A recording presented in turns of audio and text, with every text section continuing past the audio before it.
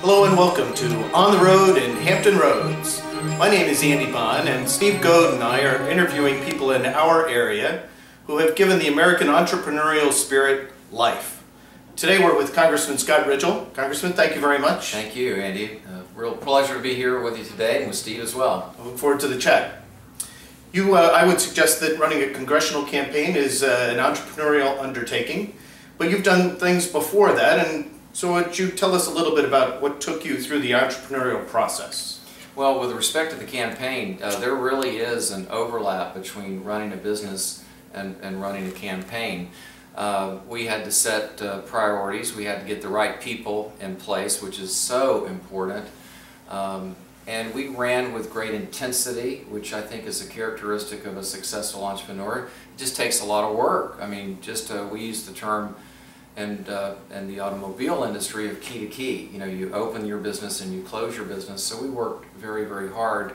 And the organizational aspect of it, I think it helped being in business. And finally, new media, which we're doing today. We embraced that very early on on the corporate side, and so it was very important to me from day one on the campaign side. And I think it was those elements, and of course the product itself, the ideas that we were advancing, I think that allowed us to prevail. Well, you started out, as I understand it, as a janitor and with a bucket, and Terry as well, I think. Well, that's true account. I was working at the time. I have vivid memories. I made $15,000 a year. Terry didn't work. We had one child at home, and we were spending more money each month than we had coming in.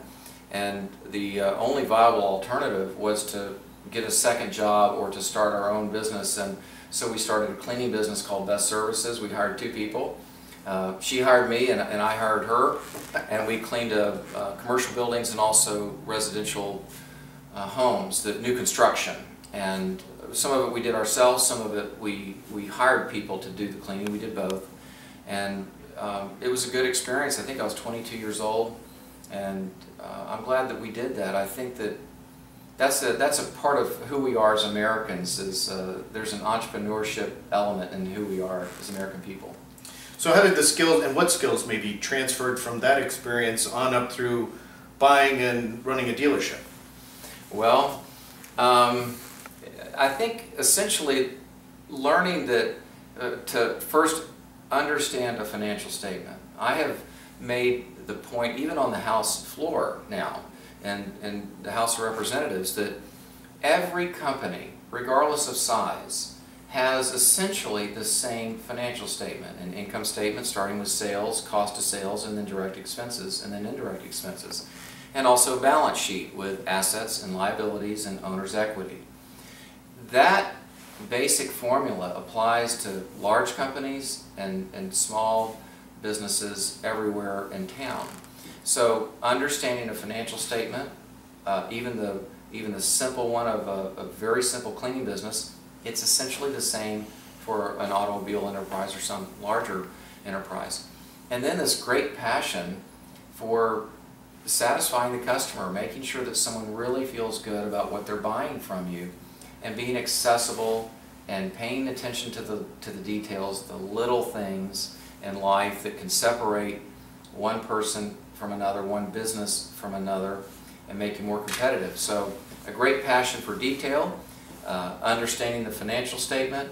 Those were some of the basic principles that I think allowed us to have a measure of success in the automobile business. Your face lit up when you talked about customer satisfaction. How much of that is related to what work you were doing, or do you think you could apply that to any work? Well, I think any work. Now, it was particularly important for us because of the location of our dealership. We are at North Military Highway, and if I've mentioned to most folks, well, where are you going to shop, maybe this holiday season, not too many are going to say, well, I'm going to North Military Highway. It is more of a destination than just a place that somebody might just pick up the car keys and go to. So I've always felt like we had to really outperform some very good competitors. I have a high degree of respect for the competitors that we go up against in the automobile industry, both in the brand that I represent and in other brands. We've got a very good dealer community. So we have to, among that group, we have to find a way to distinguish ourselves and to separate ourselves. And customer service is the way to do that. And how about Hampton Roads? You've been around here a while now and represent our area in Congress. So I'm sure you have a sense of what goes on in our community. Right now I do. So do you think the entrepreneurial spirit is alive, and do you think Hampton Roads fosters that? Oh, it very much is, and this is a wonderful place to start a new business, to grow an existing business, to raise a family. Virginia Beach is the safest city of its size in the country. There's so much water, just from a physical beauty. I think it's just a beautiful place. And then this abundance, our wonderful community, largely driven by the military, both active duty, retired, and just veterans, those who have served, maybe didn't retire from the military, but served, and their families, they volunteer.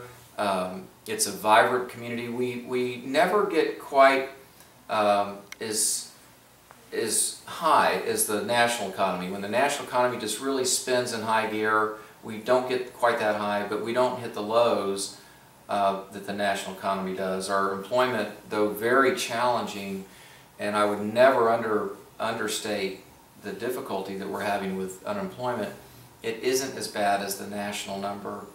And I think that's because the federal expenditures, both in defense and direct compensation to personnel, kind of buffers that a little bit.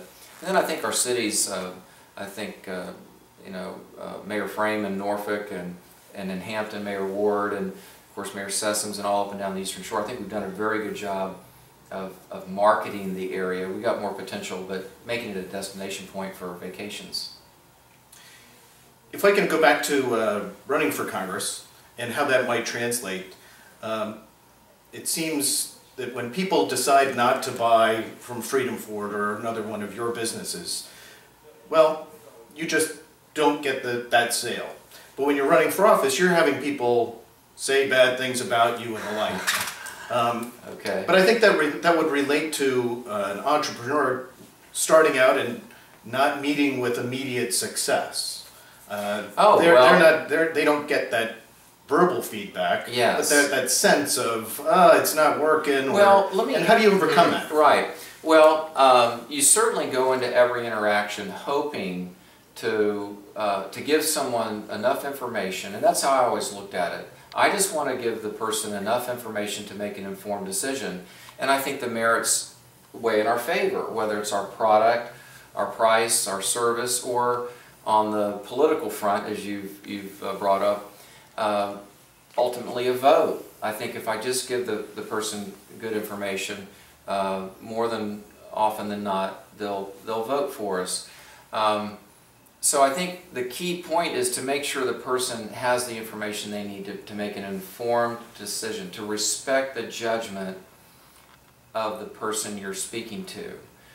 My job is not to manipulate or to trick someone either into buying the product or to voting. It's more to say, here's who I am, what I represent, and how we can help you.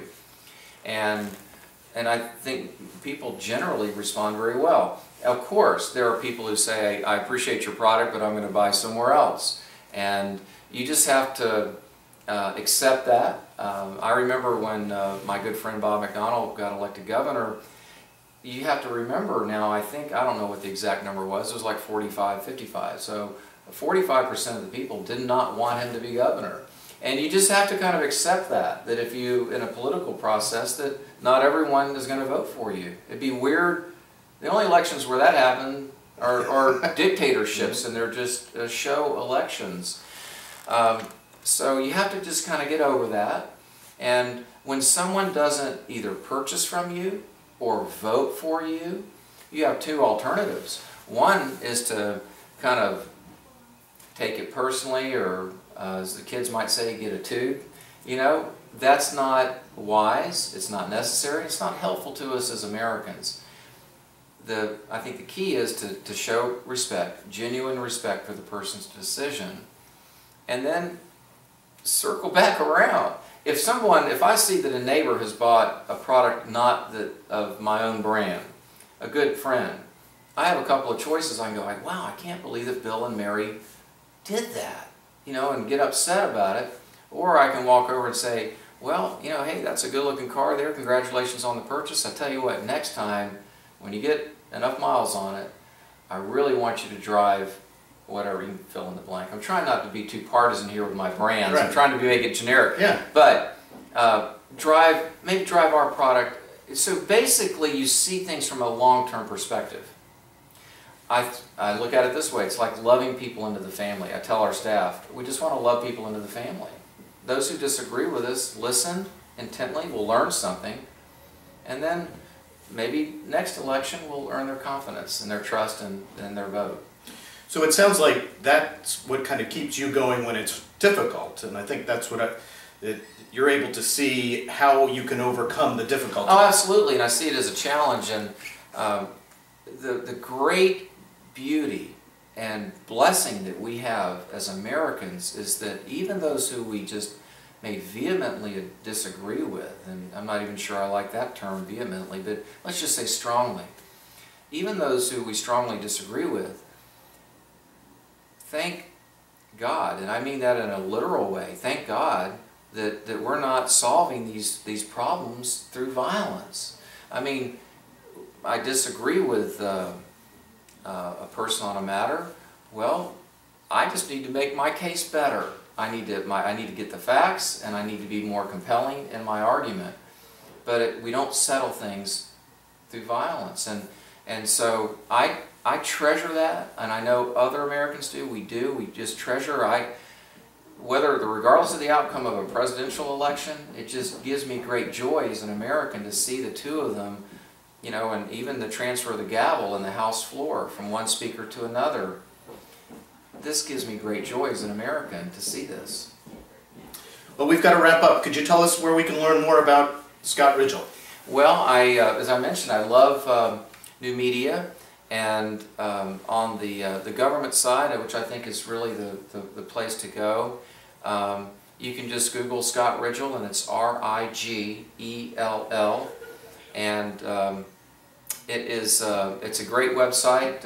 Rigell.house.gov is the actual website, rigell.house.gov, and lots of information there for folks. And also Facebook is a wonderful way. I post videos about recent votes, why I'm voting the way I'm voting. I ask for opinions, and that is Rep.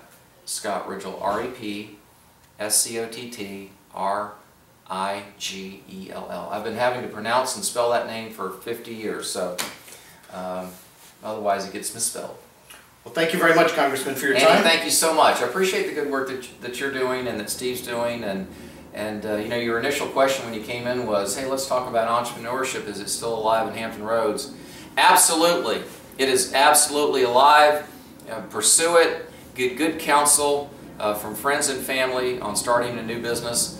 But if you're inclined to do so, do so. We need you to get out there and invest. And that's, I think, part of this, Andy, getting through all this big challenge that we're facing is the mindset of each and every American.